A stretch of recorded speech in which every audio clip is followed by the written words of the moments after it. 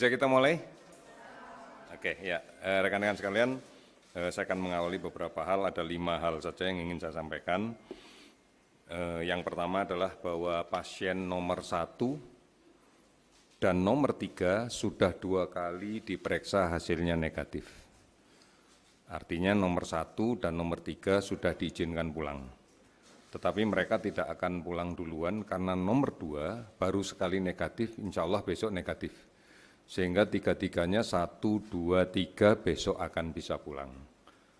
Kondisinya sehat, laboratorium 2 kali negatif, dan kita sudah mengedukasi untuk bagaimana melaksanakan self-isolated dan self-monitoring sampai dengan seminggu ke depan.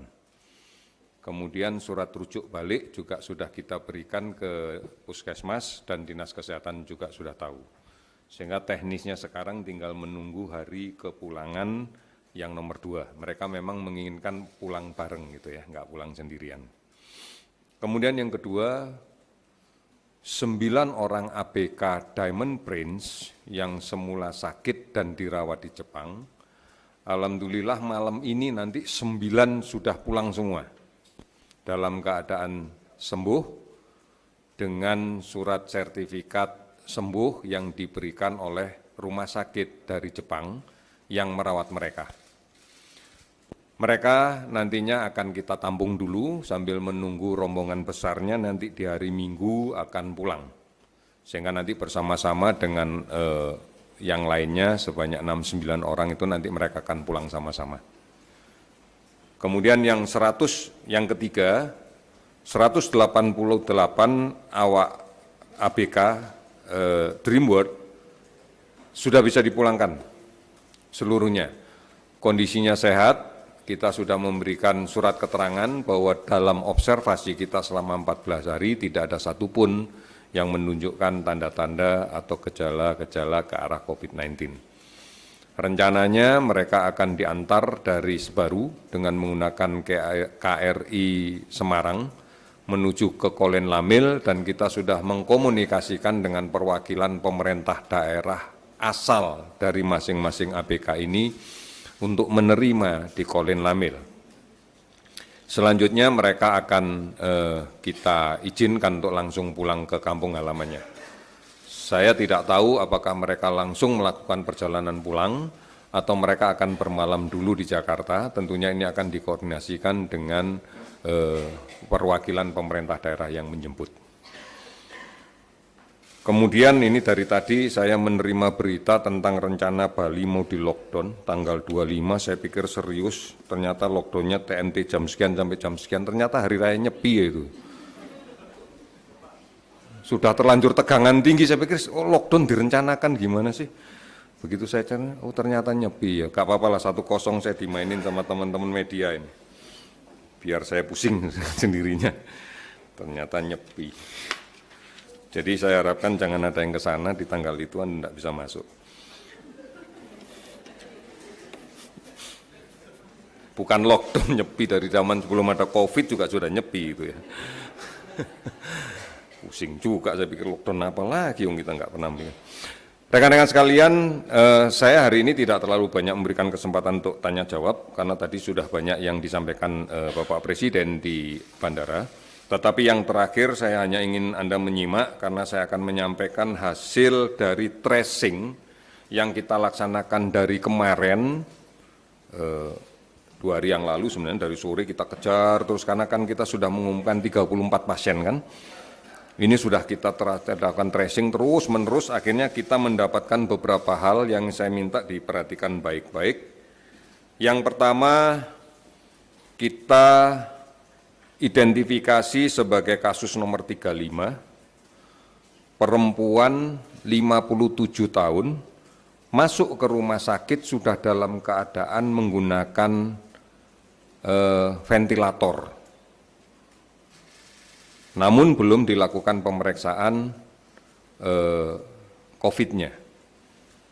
Kemudian perburukan menjadi cepat, hari itu juga meninggal. Hasil dari spesimennya ternyata positif dan sudah diserahkan ke Dinas Kesehatan Wilayah untuk dilakukan tracing. Saya lanjutkan pasien 36. Hal yang sama juga terjadi pasien 36, perempuan 37 tahun, masuk ke rumah sakit, dua-duanya di RSPI, masuk ke rumah sakit dengan menggunakan ventilator, mengalami perburukan dengan cepat, kemudian meninggal. Setelah kita lakukan pemeriksaan spesimen, ternyata positif. Dinas Kesehatan sudah kita beritahu hasil ini dan langsung melakukan tracing. Kita masih akan menunggu hasil kontak tracing dari 2 pasien nomor 35 dan nomor 36. Saya lanjutkan nomor 37. Laki-laki 43 tahun, kondisi sakit ringan sedang. Lanjut 38. Perempuan 80 tahun. Kondisi sakit sedang berat. Stabil, tidak menggunakan ventilator. Saya lanjutkan 39. Laki-laki 54 tahun. Kondisi sakit ringan sedang. 40, pasien nomor 40, perempuan 46 tahun, kondisi nampak sakit ringan sedang. 41, laki-laki umur 40 tahun, kondisi sakit ringan sedang.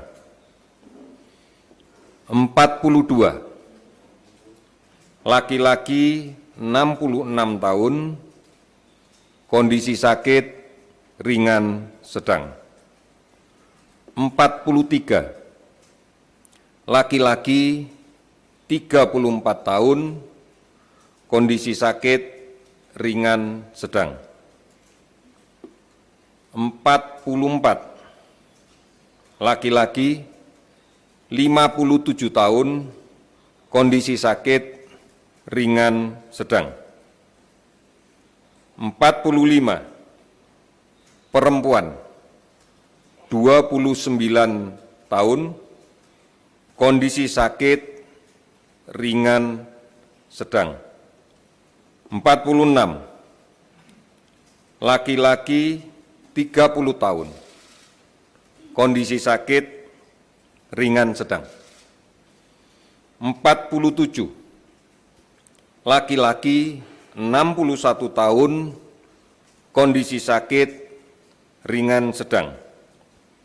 48, laki-laki 35 tahun, kondisi sakit ringan sedang. 49, laki-laki 3 tahun, kondisi sakit ringan sedang. 50, laki-laki 59 tahun, mengalami perburukan cepat dari kemarin dan kemudian meninggal. Positif coronavirus disease 19. Kontak tracing sudah dan sedang dilakukan oleh Dinas Kesehatan setempat. 51, laki-laki 60 tahun, nampak sakit sedang. 52, perempuan 59 tahun, nampak sakit ringan sedang.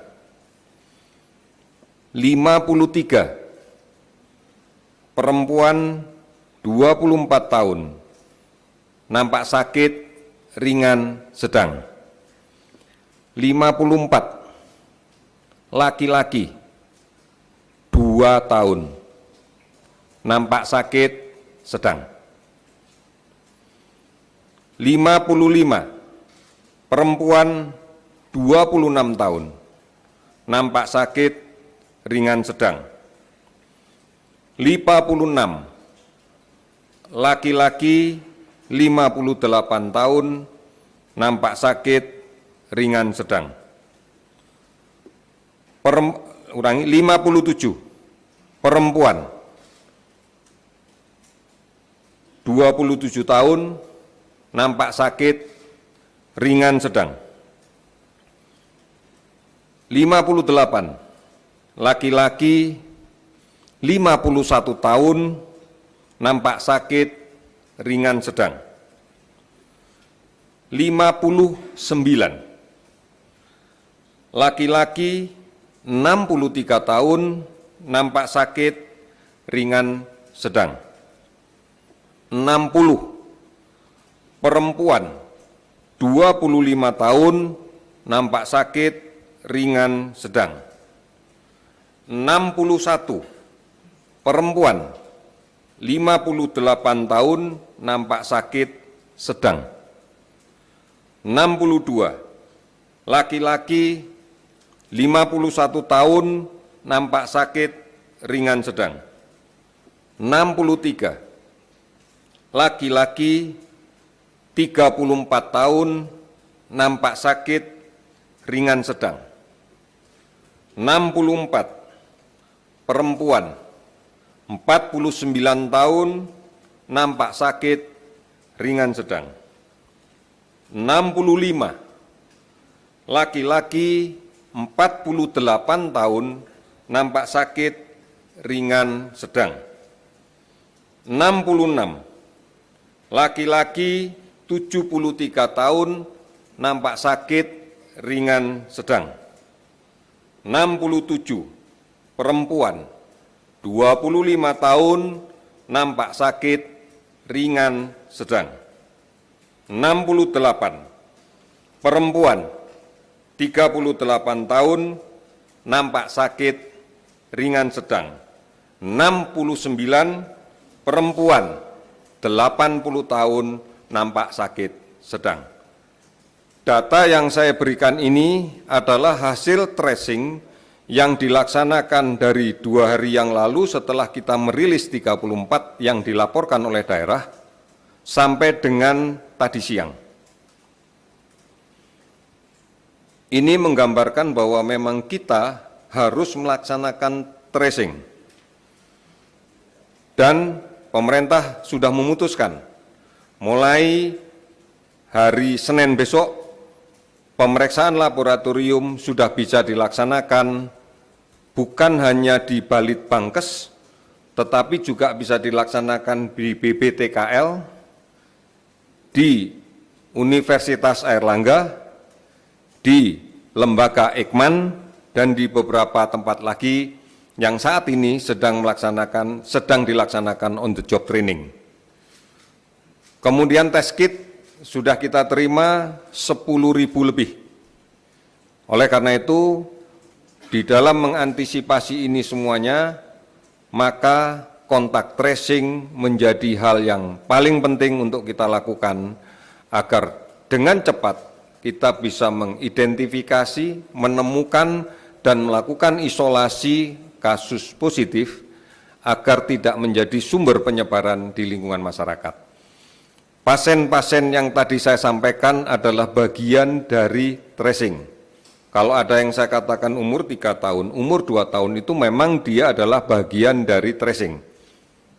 Orang tuanya yang sakit, anaknya yang kena, dan seterusnya. Artinya inilah gambaran kesungguhan pemerintah di dalam melaksanakan ini. Lebih detail besok saya akan jelaskan kondisi pasien itu dan mudah-mudahan kita bisa makin cepat lagi untuk menyelesaikan permasalahan itu. Terima kasih, selesai.